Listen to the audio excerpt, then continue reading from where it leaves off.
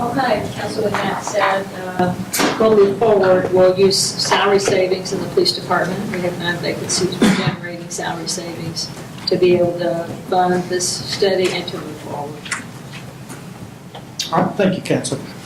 So the next presentation is an update on the hotel nuisance abatement program. If you remember, I presented this to you all at last year's retreat, and we entered into an agreement in May of 2018 with Budget Suites, and our goal all along is to have results without litigation. So I'll take you back just a little bit of a review. Remember, this is solely based on nuisance crimes. That's what the statute dictates. So these are the most common nuisance crimes. You know, there are other nuisance crimes that are out there, but these are the ones that we would likely see in our city. So that's all of them. In 2018, what we did was we identified all nuisance crimes on every hotel property within the city. We checked that data over a 4-year period, and only hotels with double-digit nuisance crimes were included, just to remind you of what we did last year. So along with the nuisance crimes, we also wanted to track all reported crimes because there is some correlation there, we believe, along with calls for service. So when you see the all crimes, that will include nuisance crimes as well. And in the calls for service, that's any time someone calls us and we respond. So this is what you saw last year. If you remember, Budget Suites had a very high number of nuisance crimes compared to the other hotels. So that prompted us to contact their ownership. And as I said, we did enter into an agreement with them. And I will say they have been very cooperative throughout that agreement. So this slide we threw in the 2018 stats, but we did something a little bit different that you're going to see throughout the presentation this afternoon. What we wanted to start tracking were the categories per unit. So, you know, we know that Budget Suites has 425 units. That's almost 3 times as big as any other hotel in our city. So you would expect that there would be more calls for service and things like that. So when you break it down, in 2018, they had 1.66 calls for service per unit at that hotel. And you can see that the years prior to that, what it was. So we did see a reduction, only a slight reduction in all crimes and the nuisance crimes, but a pretty substantial reduction in calls for service. Here are the numbers, the whole numbers without the per unit data. So they had 31 nuisance crimes in 2018 and 34 in 2017. Now what we didn't know then that we know now was when we were meeting at last year's retreat, the Budget Suites had already did a self-implementation to reduce crime at their hotel. She's cold. So I think that's why you will see some of the data from 2017. That's why there's such a reduction from 16 to 17 is because of the measures that they implemented. They brought in their own security guards and increased their presence into the nighttime hours. So along with what they did and what we did in the crime reduction agreement has had a positive effect on crime. And Chief, I think they did that voluntarily because they had pressures. They recognized the problem. I think, truthfully, what it was, but I don't know this, is a lot of other cities had gone the legal route with the nuisance abatement, and they saw that coming maybe with us, but that's just a guess on my part. Pretty good guess. Yeah. So this is all reported crimes. You'll see that 18 and 17 are real close, but once again, I believe that had something to do with them taking the initiative to do something along those lines. The biggest reduction was the calls for service. There's a 226 call reduction for that from 2018 to 27, from 17 to 18. What's their primary call for service? It varies there. I mean, a lot of it is disturbances, a lot of it is family violence, a lot of it is loud noise, loud music. It really does vary there. We don't see one thing that just really jumps out above anything else. So I guess what I was looking for, the changes that we required them to do, what do you think may have resulted in that reduction in crimes or calls for service? I think a lot of it has to do with, one thing we had them do was post signs throughout their property saying that, it's monitored and patrolled and they cooperate with the Louisville Police Department. I think that has a big effect. If I'm a drug dealer or whatever and I'm looking for a hotel and I see things like that, then that might prompt me to want to go somewhere else. We've had some high crimes this past year in recent months there. A lot of those are connected. We had one aggravated assault where the guy was shot through his face, and he's refusing to cooperate with us. So that's kind of the things that we face there. We had another shooting that occurred there, but we've arrested the people involved with that. So, and a lot of it is through the cooperation of the people that are staying there. And we talked about this last year. This is really like an apartment complex. I mean, people move there and they end up staying there for months on end. And certainly we've looked at that with legal and it's dealt with really on a national basis. They get to function like an apartment even though they're zoned as an apartment complex, which drives me crazy, but it's been litigated and they've been able to do it. So what I wanted to do was see how Budget Suites now compares with other hotels. So what we identified this time was we did the top 5 highest nuisance crime hotels in the city. And you can see that 3 of them are along the I-35 corridor, and then 2 of them are along the 121 business corridor. So here are the unit numbers. You see Budget Suites has 425 units. The next closest, there are 3 that are right around the 120 mark, and then Texan Inn at 75.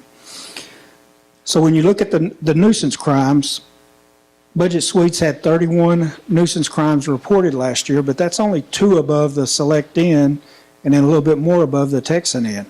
So even though they have 304 more units at their property, only a slight increase in nuisance crimes from some of the other ones.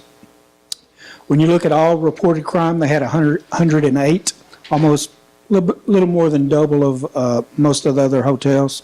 And in calls for service, we saw that 200 and something reduction. They still had 705 calls for service. And the next closest was Select Inn at 278. So we put all 3 of those categories side by side so you can look at them.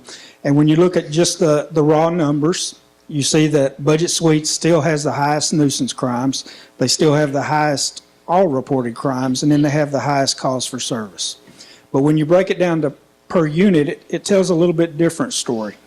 You see that now the Texan Inn has the highest in nuisance crimes.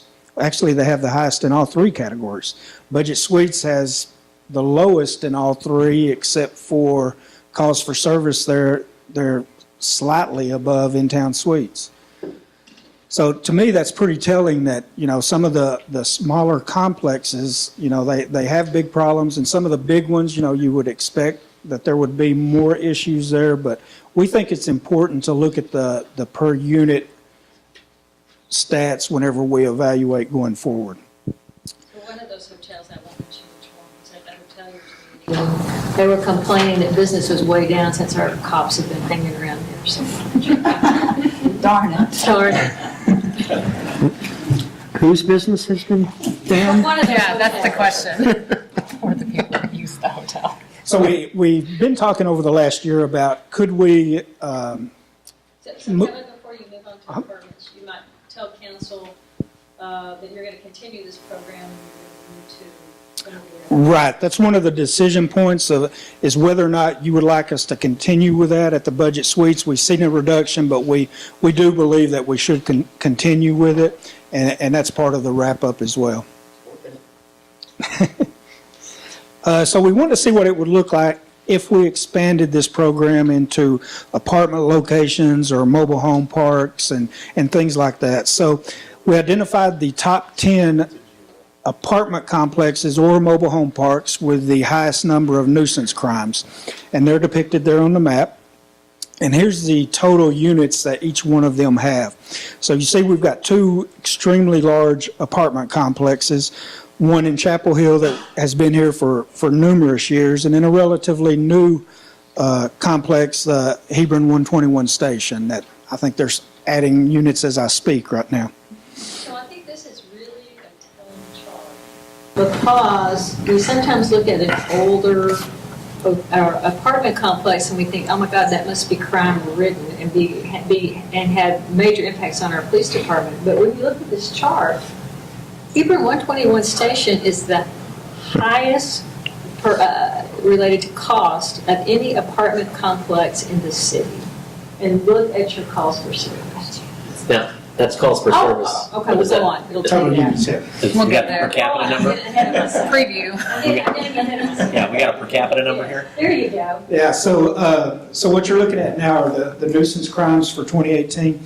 And you see that Park Lake, which is a relatively small complex, it had the most nuisance crimes, even when you look at those bigger complexes. So even with the raw numbers in this case, we saw more at a smaller complex. The next slide is the all reported crimes. There you did see Chapel Hill, which is one of the bigger complexes. They had 149. The next closest to them was Oak Forest at 89. And then the calls for service. And this is the one Donna was talking about. So you see here that Chapel Hill had over 1,000 calls for service. They're one of the larger complexes. But you see right next to them, the bigger complex, Hebron 121 station, I knew I was going to do that, only has 339. Plus, that there's some missing that you might have thought would be really like fast food manner. Yeah, no kidding. So now what we did is we put those three categories side by side. And when you look at this, you see that Park Lake had the highest number of nuisance crimes, but Chapel Hill had the highest number in all reported crimes and calls for service. But when you look at it per unit, now Park Lake has taken over all three categories. They're the highest in all three of those categories per unit of any hotel in our city. And Park Lake has 211 units. So what would an apartment implementation look like? It would look a lot like the hotels, but there are some things that we would really focus on. And this is based off of a program that Dallas PD has. They've got a nuisance program where, they do any property, and they've got different categories of things that they send out to the ownership of those properties. So I pulled some of this from their, what they would send out to their apartment owners or management.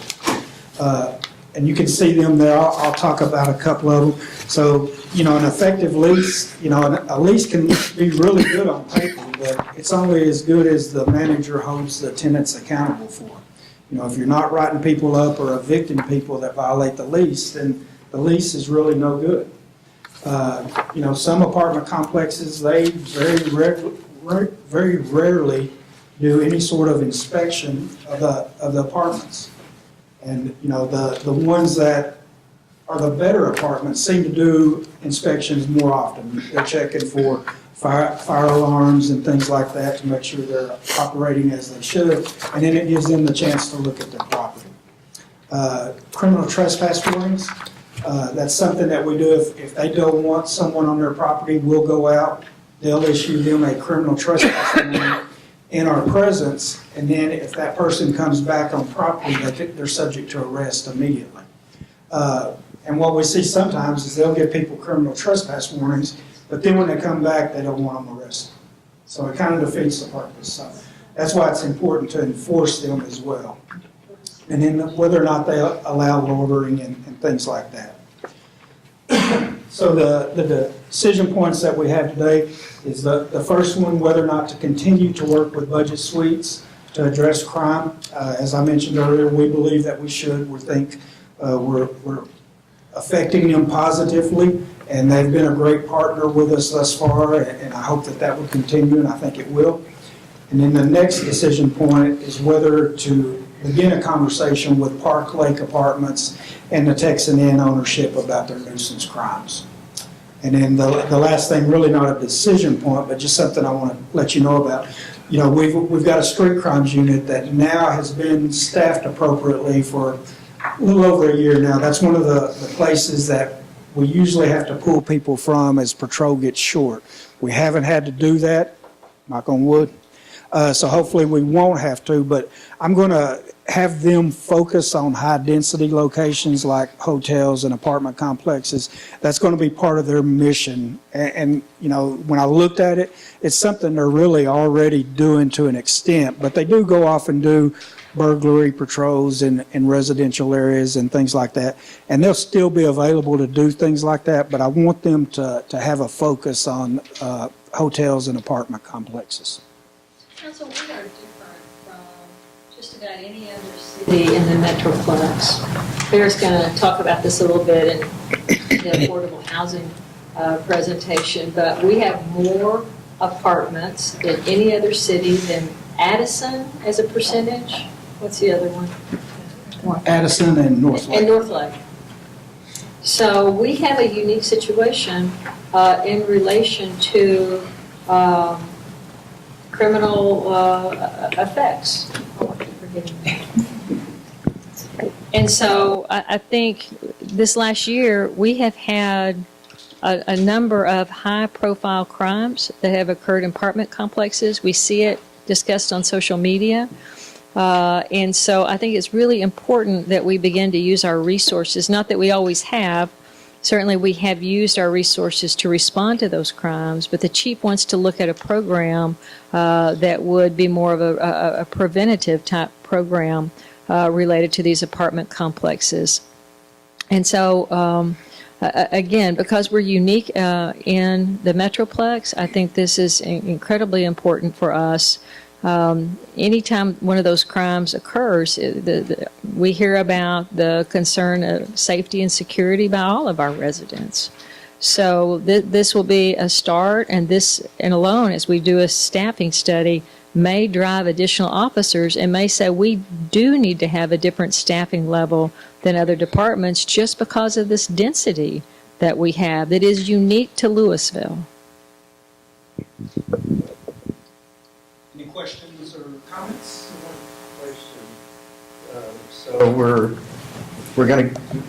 asking to continue, probably taking my answer too, but asking to continue budget suites and add Texan Inn onto that, so that picks up a second hotel that's, you know, per unit is high incident. And then we're saying this program works well. We'd like to move it to apartments, so we're going to have a conversation with Park Lake. So the question is, when I looked at the charts, Park Lake and Tuscany, what is it? Tuscany at Lake Point. Lake Point, thank you. Pretty close to each other as far as, you know, per unit activity. How much would it stress your resources? Because we're going, if you follow me, we're going to now 2 hotels. How much would it stress your resources to look at 2 apartment complexes, and also realize that you're going to begin the conversation, but either one could say, no, I'm not interested. Right, and I think I understand what you're asking. So it would affect the resources that we have. So what I would do this first year is I would contact the ownership of these 2 properties and tell them, basically, you're on our radar. You've got a high number of nuisance crimes. You've got a high number of all crimes and calls for service. You've got 1 year, basically, to get them under control. If you don't, then we're going to pursue under the statute for nuisance abatement. Okay. So it wouldn't be labor intensive on the front end, because we'd put a lot of that back on them. Right. You need to do something to fix this. We're going to reevaluate it. Or Exactly. else.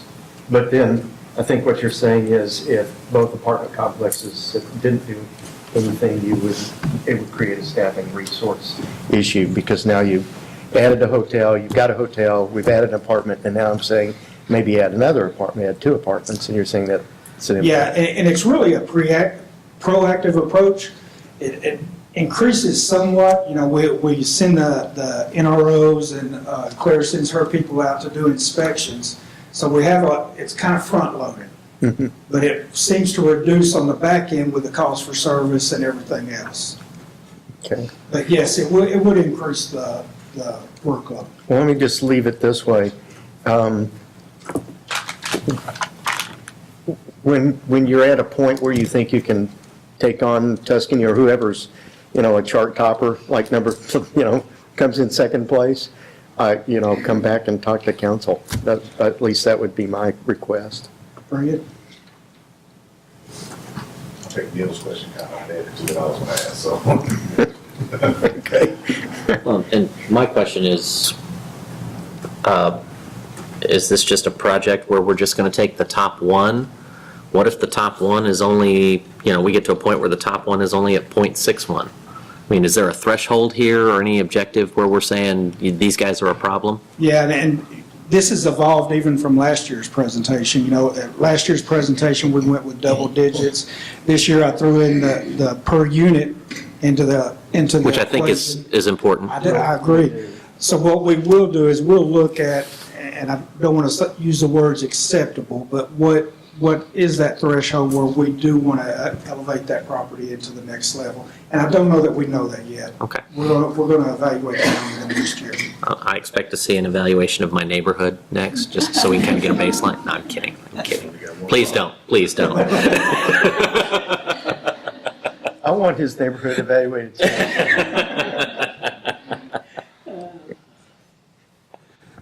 I just think this is a very eye-opening presentation. I got ahead of Yeah. myself because I get so excited about it. But when you look at older properties that aren't generating these kind of problems that we thought we would have seen there, that is, I think, an interesting story. The Pine Hotel, the Pine Hotel, Motel.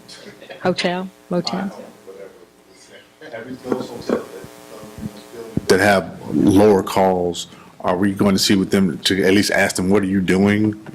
Maybe that's something that we can pass on to these problem locations that we have and kind of say, hey, we're looking and we appreciate what you do, but, and try to pass that on to other management. Yeah, and we know for the most part what they're doing. They're enforcing the lease. Okay. They make sure that unsightly materials aren't out in the parking lot, graffiti's removed.